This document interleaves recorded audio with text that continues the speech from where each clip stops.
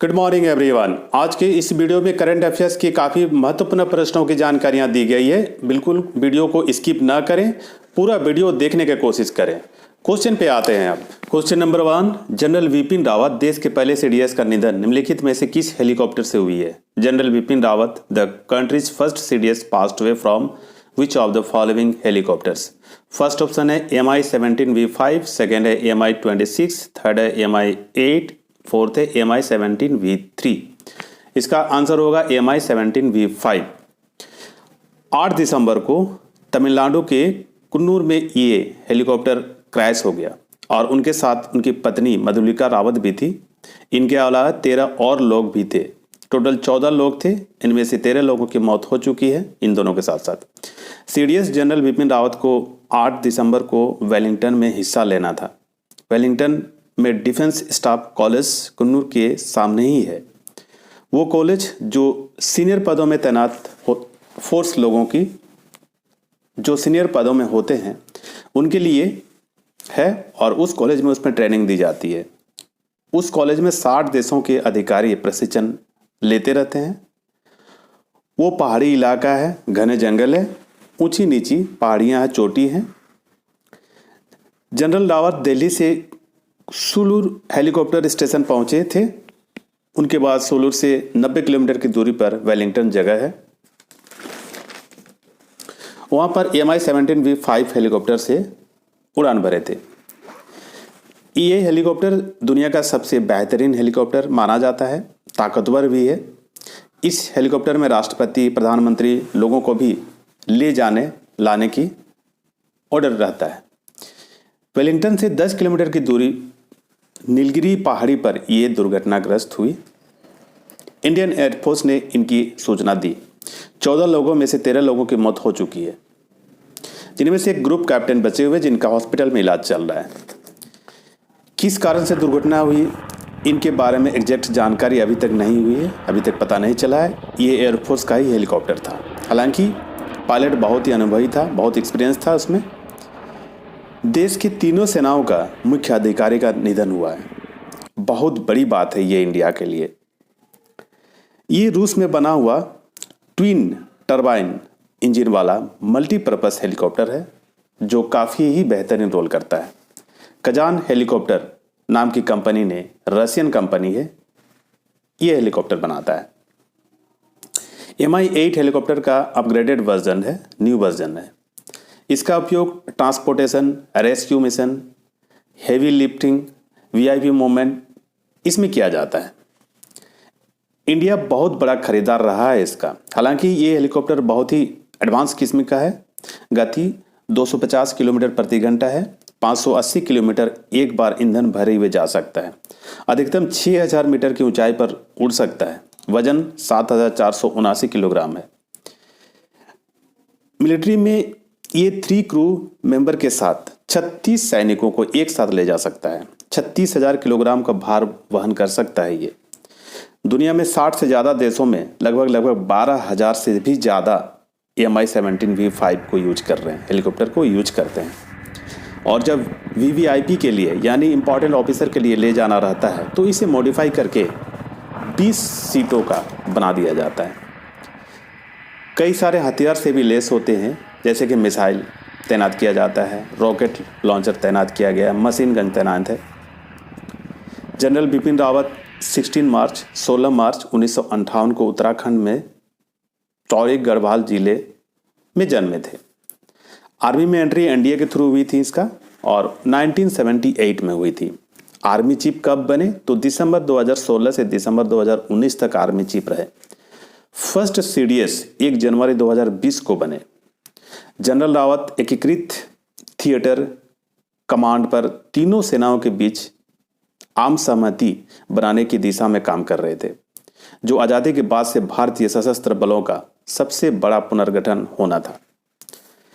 CDS के बारे में थोड़ा सा जान ले तो सीडीएस रेडार होने के बाद कोई भी सरकारी पोस्ट कभी भी नहीं ले सकता है। 5 सालों तक कोई प्राइवेट सेक्टर में भी वो जॉब नहीं ले सकता है। अब आते हैं नेक्स्ट क्वेश्चन पे। निम्नलिखित में से कौन से 4 ड्रोन एंटी जैमिंग तकनीकी से लेस इंडियन आर्मी को इजराइल के द्वारा सौंप दिया गया है? Which of the following 4 drones equipped with anti jamming technology have been handed over by Israel to the Indian army? Heron drone first option है, क्रेटर ड्रोन सेकंड है, अर्जुन ड्रोन थर्ड है, नन ऑफ दिस। तो इसका answer होगा Heron drone, first number इसका answer होगा। इन drone को लद्दाख में तैनात किया गया है। चीन से लगी हुई LAC है जो लाइन ऑफ एक्चुअल कंट्रोल चीन की गतिविधियों पर नजर रख सके। इस ड्रोन की बहुत खासियत है, इसमें बहुत अच्छी तरह से बनाया गया है। इजराइल एरोस्पेस इंडस्ट्री के द्वारा इसे बनाया गया है। ये बहुत ही शांति से उड़ सकता है, आवाज़ एकदम कम है, ऊंचाई में जाने के बाद आवाज़ बिल्कुल ही लुप्त हो जाती, बिल्कुल ही गायब हो जाती है। लगातार 52 घंटों तक उड़ सकता है। 33,000 फीट की ऊंचाई में उड़ने में सक्षम है और किसी भी मौसम में उड़ सकता है। इसमें कई तरह के थर्मोग्राफिक कैमरा लगी हुई है, सेंसर लगे हुए हैं। जमीन पर कोई भी एक्टिविटी हो रही है, इसमें दुश्मन देशों के द्वारा ये तुरंत पता लगाया जा सकता है। इसे खास एक जगह बैठ करके रिमोट कंट्रोल के थ्रू कंट्रोल किया जाता है। वजन है 250 किलोग्राम। अब इसे अमेरिका से भी ड्रोन मंगाया जा रहा है इंडिया में, करीब करीब 30 ड्रोन, ताकि भारतीय सैनिकों का शक्ति और मजबूत हो। आते हैं नेक्स्ट क्वेश्चन पे। कोविड-19 ओमिक्रॉन वेरिएंट की पहचान भारत में किस टेस्ट के द्वारा हुई है जो RT-PCR टेस्ट से पकड़ में नहीं आ रहा था? कोविड-19 omicron variant has been identified by which test in India which was not detectable by RT-PCR test? First option है जीनोम सीक्वेंसिंग, सेकेंड है एंटीबॉडी, थर्ड है normal corona test and fourth है नन ऑफ दिस। तो इसका answer होगा genome sequencing.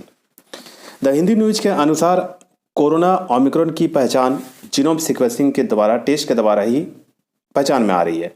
सबसे पहले कोविड-19 Omicron की पहली पेशेंट कर्नाटक में पाया गया था। स्वास्थ्य मंत्रालय ने ये मामला पुष्टि की है।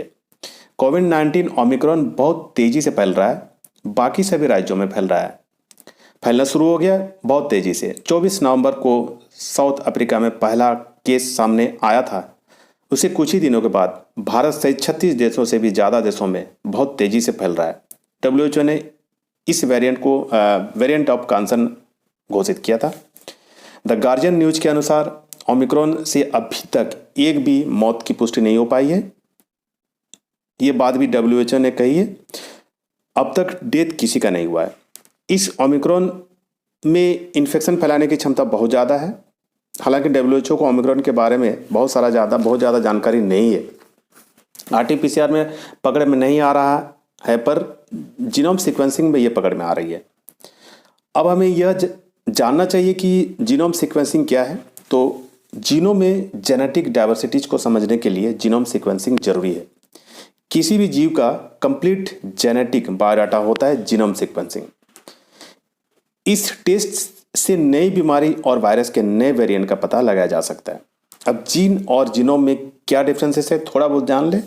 तो जीन DNA से बनते हैं, जो कि शरीर में बनने वाले प्रोटीन के लिए जिम्मेदार बताया जाता है। जीनोम DNA में मौजूद सभी जीनों का सीक्वेंस ही जीनोम कहलाता है। सेकेंड पॉइंट पे आते हैं जीन किसी भी जीव की जेनेटिक की बेसिक फिजिकल फंक्शनल यूनिट है। जबकि जीनोम किसी जीव की पूरी जेनेटिक जानकारी होती है। अब जीनोम सीक्वेंसिंग का थोड़ा बहुत इतिहास हम लोग देख लेते हैं। 1976 में एलन मैक्सम और वाल्टर गिलबर्ट ने मैनुअल जीनोम सीक्वेंसिंग शुरू की थी। सबसे पहले 1995 में हीमोफिलस इन्फ्लुएंजा वायरस की जीनोम सीक्वेंसिंग की गई थी। 2003 में पहला जीनोम सीक्वेंसिंग प्रोजेक्ट पूरा किया गया। तो जीन DNA से बनते हैं, ये आप लोगों को पता है, जो कि शरीर में बनने वाले प्रोटीन के लिए जिम्मेदार बताया जाता है। और DNA में मौजूद जीनोम सभी जीनों का सीक्वेंस ही जीनोम कहलाता है। जीनोम किसी जीव की पूरी जेनेटिक जानकारी होती है। आते हैं नेक्स्ट क्वेश्चन पे। किस अंतर्राष्ट्रीय संगठन ने फर्स्ट डिप्टी मैनेजिंग डायरेक्टर भारतीय मूल के अर्थशास्त्री गीता गोपीनाथन को नियुक्त किया है? Which international organisation has appointed Indian origin economist Gita Gopinathan as the first deputy managing director? First option है G20, सेकेंड है वर्ल्ड बैंक, IMF थर्ड है, फोर्थ है WHO। इसका आंसर होगा IMF। तो जनवरी 2022 में इस पद को श्रीमती गीता गोपीनाथन ने ज्वाइन करेगी। गीता गोपीनाथन IMF की चीफ इकोनॉमिस्ट हैं, मुख्य अर्थशास्त्री के पद पर है। 2018 में उन्होंने ज्वाइन किया था। इनका कार्यकाल जनवरी 2022 में समाप्त हो रही है। हालांकि इन्होंने घोषणा की थी कि जो हार्वर्ड यूनिवर्सिटी चली जाएगी, उसके बाद हार्वर्ड यूनिवर्सिटी चली जाएगी वहाँ स्टडी करने के लिए, पढ़ाई करने के लिए, परंतु अब IMF ने घोषणा कर दी है तो IMF का ये पोस्ट नंबर 2 पर आता है, इसलिए वो अब नहीं जाएगी। अब सीनियर ऑफिसर कौन कौन होते हैं देखते हैं IMF में। देखिए मैनेजिंग डायरेक्टर अभी है फिलहाल, जिसका नाम है क्रिस्टलिना जॉर्जिया, और फर्स्ट डिप्टी मैनेजिंग डायरेक्टर जो अभी गीता गोपीनाथन संभालने वाले जनवरी पे, अभी फिलहाल उससे पहले हैं जाफरी WS ओकामोटो। अब डिप्टी मैनेजिंग डायरेक्टर 3 होते हैं, जिसमें से फर्स्ट डिप्टी मैनेजिंग डायरेक्टर है एंटिवेंटी साए, सेकेंड है deputy managing director Mitsuhiro Furusawa, और थर्ड है बो ली, BO ली। अब economics counsellor and research director जो अभी फिलहाल गीता गोपीनाथन जी ने बनने जा रही है। IMF का मुख्यालय एक बार देखें, IMF का मुख्यालय वाशिंगटन DC है। अब आते हैं नेक्स्ट क्वेश्चन पे। निम्नलिखित में से किस व्यक्ति को यूनेस्को संगठन ने गुडविल ब्रांड एम्बेसडर नवंबर 2021 में नियुक्त किया है? Who among the following has been appointed by UNESCO organisation as the goodwill brand ambassador in November 2021? 4 option दिख रहा है। नाओमी कावासे, सेकेंड है आलिया भट्ट, थर्ड है माधुरी दीक्षित एंड फोर्थ है कंगना रनौत। तो इसका आंसर होगा नाओमी कावासे। तो ये जापानीज फिल्म डायरेक्टर हैं जो बहुत ज़्यादा पॉपुलर हैं। यूनेस्को के डायरेक्टर जनरल ने ही इसके बारे में घोषणा की थे, ऑनरी ओजेलो ने। उन्होंने कहा था कि कल्चरल एंड क्रिएटिव इंडस्ट्री के लिए इन्हें ब्रांड एम्बेसडर बनाया जाए, और ये यूनेस्को की वेबसाइट पर दी गई। नेक्स्ट क्वेश्चन है, निम्नलिखित में से किस व्यक्ति को रिलायंस कैपिटल के बोर्ड ऑफ डायरेक्टर को भंग कर RBI ने प्रशासक नियुक्त किया है? Who among the following has been appointed as administrated by RBI after dissolving the board of directors of Reliance Capital? First option Nageshwar Rao Y, second Arundhati Bhattacharya, third है शक्तिकांत दास, और इनमें से कोई नहीं फोर्थ ऑप्शन है। तो इसका आंसर होगा नागेश्वर राव वाई। ये बहुत ही महत्वपूर्ण न्यूज है। एक बड़ा बोर्ड को भंग कर दिया गया है और RBI ने अपने अंदर ले लिया है इसको। ये बैंक ऑफ महाराष्ट्र के पूर्व एग्जीक्यूटिव डायरेक्टर हैं नागेश्वर राव वाई ने। इसी के साथ साथ RBI ने 3 सलाहकार समिति का गठन भी किया है रिलायंस कैपिटल को चलाने के लिए, जिसमें फर्स्ट है संजीव नौटियाल जो SBI के पूर्व अधिकारी हैं, सेकेंड है श्रीनिवासन वरदराजन जो एक्सिस बैंक के पूर्व अधिकारी हैं, और प्रवीण V कार्ले ये टाटा कैपिटल के पूर्व अधिकारी हैं। ये तीनों को नियुक्त किया गया है। रिलायंस कैपिटल एक NBFC यानी नॉन बैंकिंग फंक्शनल कंपनी है। अनिल अंबानी इसके प्रमुख थे और उन्हें अब हटा दिया गया है। ऐसा इसलिए किया गया है कि अनिल अंबानी जब प्रमुख थे तो कंपनी ने जिन लोगों का निवेश किया गया था वो पैसा ही वापस नहीं दे पा रही है। बहुत सारा कर्ज है इस कंपनी पर, 21,779 करोड़ रुपए फिलहाल इस पर कर्ज बना हुआ है पिछला रिकॉर्ड के अलावे। अब कानून के तहत इस कंपनी का सेटलमेंट होगा। इनका मुख्यालय है नवी मुंबई जो मुंबई में है। संस्थापक है धीरूभाई अंबानी थे। थैंक यू दोस्तों। अगर वीडियो अच्छा लगा हो तो जरूर लाइक शेयर कमेंट जरूर करें। Thank you.